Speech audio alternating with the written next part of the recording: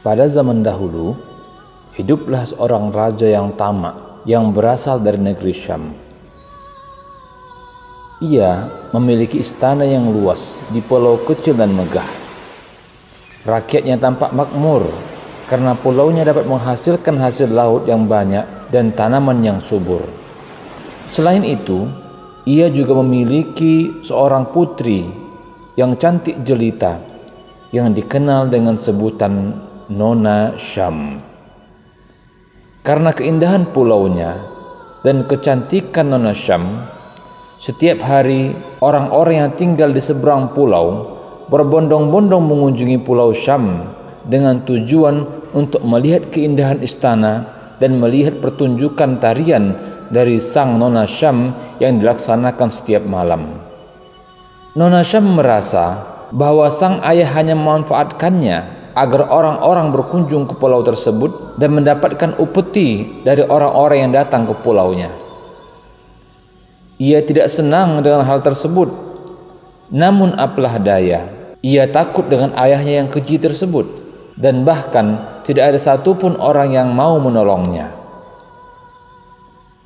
Namun tibalah suatu malam, salah satu pengunjung bernama Angah jatuh cinta kepada Nona Syam di saat pandangan pertama. Singkat cerita, setelah berusaha kuat, cinta sang Angah pun disambut dan diterima oleh Nona Syam. Mereka pun menjalin hubungan secara diam-diam.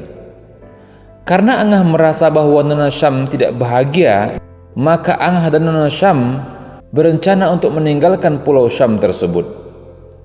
Tapi rencana mereka diketahui oleh salah satu prajurit, dan prajurit itu memberitahukannya kepada sang raja mengenai rencana mereka.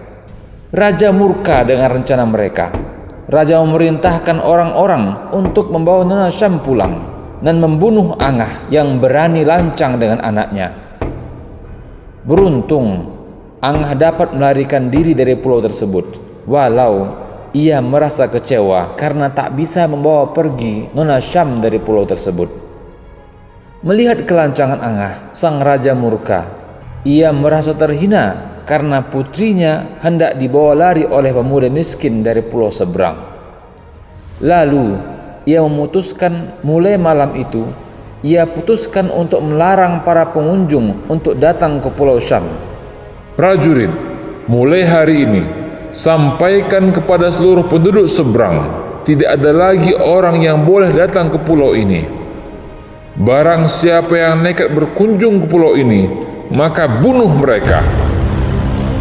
Bukan hanya sampai di situ, esok harinya sang raja juga memerintahkan prajuritnya untuk memasukkan ribuan ular berbisa ke perairan di sekeliling pulau, dengan harapan agar ular tersebut akan mematuk penduduk luar pulau Syam yang nekat menyelinap masuk ke pulau Syam.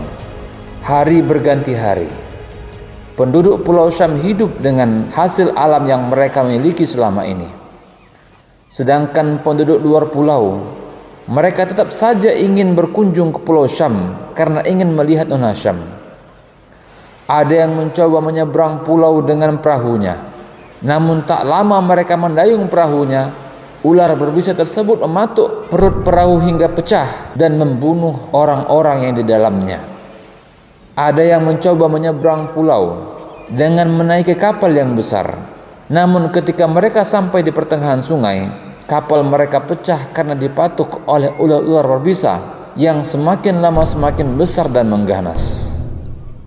Awalnya sang raja bergembira melihat kejadian tersebut, namun lama-kelamaan ia juga mulai khawatir. Persediaan makanan di pulau tersebut sudah mulai menipis. Kemarau panjang tak henti-henti, sehingga tanaman yang ada di pulau tersebut tak bisa menghasilkan makanan. Air-air tak bisa diminum, dan bahkan uang yang mereka miliki pun tak bisa untuk dibelanjakan. Hasilnya, rakyat pulau Syam banyak menderita dan bahkan banyak yang mati kelaparan. Sang raja lalu memerintahkan beberapa prajuritnya untuk menyeberang keluar pulau Syam. Prajurit, kalian akan menyeberang keluar pulau ini. Cari bantuan dan bawa makanan yang banyak.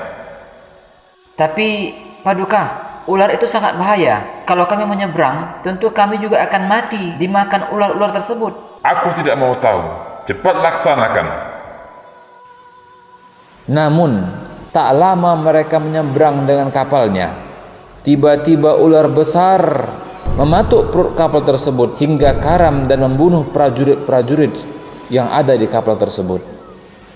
Melihat hal tersebut, Raja Syam baru menyadari bahwa ular-ular tersebut justru menjadi malapetaka bagi dirinya dan kerajaannya. Ia mulai menyesal, namun penyesalan pun tiada gunanya. Penduduk Pulau Syam, termasuk Nona Syam dan ayahnya tidak bisa berbuat banyak. Mereka hanya bisa menahan lapar, serta menyaksikan satu persatu penduduk mereka tewas karena kelaparan. Musibah yang terjadi di Pulau Syam ini sampai ke telinga Angah.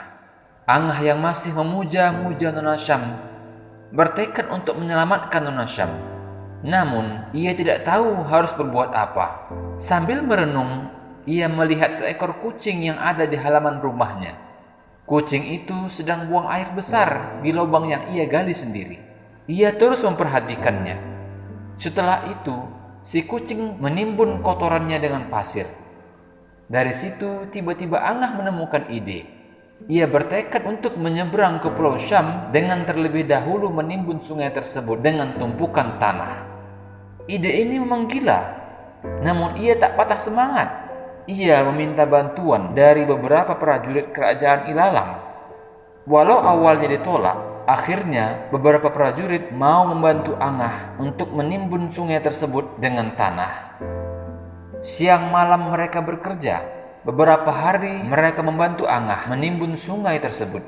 Akhirnya mereka menyerah. Mereka tak sanggup lagi untuk melanjutkan ide gila Angah tersebut. Bahkan beberapa dari mereka ada yang meninggal karena keletihan. Karena melihat jarak dengan pulau sudah dekat, Angah tidak putus asa. Ia memutuskan untuk tetap menimbun sungai tersebut. Siang malam ia tak berhenti memikul tanah dan menimbun sungai tersebut. Usaha kerasnya tidak sia-sia. Akhirnya jaraknya dengan tepi pulau sudah sangat dekat. Ia tak sabar untuk melihat keberadaan Nona Syam. Ia memutuskan untuk melompat ke tepi pulau tersebut. Namun, saat melompat ia terjatuh dan kakinya masuk ke dalam air. Sontak ular kecil yang masih ada di perairan tersebut mematuk kaki Angah. Walaupun terkena patukan, beruntung ia berhasil naik kembali ke atas permukaan pulau. Angah berlari mencari keberadaan Nona Syam. Ia tidak melihat tanda-tanda kehidupan lagi di pulau kecil tersebut.